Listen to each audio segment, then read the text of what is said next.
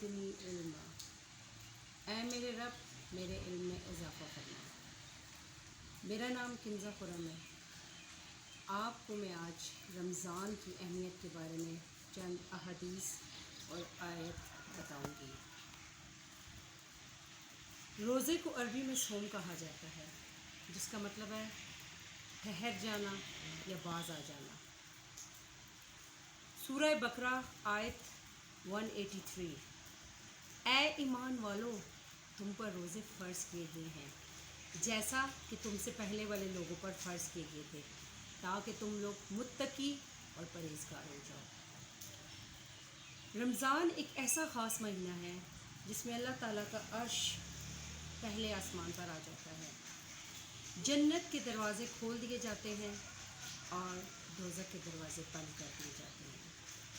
آسمان پر 24 گھنٹے آوازیں گونجتی ہیں۔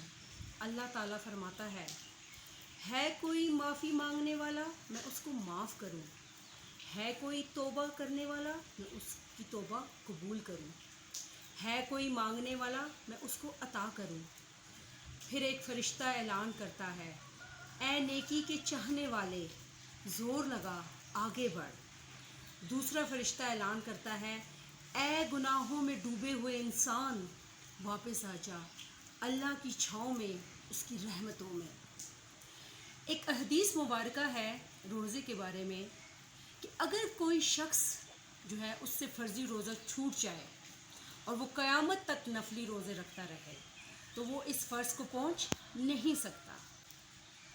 میں اپنی بات کا اختتام اس احادیث مبارکہ سے کرتی ہوں۔ روزے ڈھال ہیں، لہٰذا تم میں سے جس شخص کا روزہ ہو وہ نہ تو بے حیائی کی باتیں کرے اور نہ جہالت دکھائے۔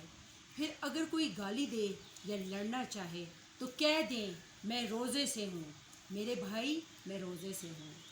آئیں ہم سب مل کر عہد کرتے ہیں ہم اس بابرکت مہینے سے جتنا فائدہ اٹھانا چاہیں اٹھا سکیں، اور ہم اپنے ارد گرد کے تمام بہن بھائیوں کی مدد کریں گے جو کہ لاچار اور بے بس ہیں۔ شکریہ۔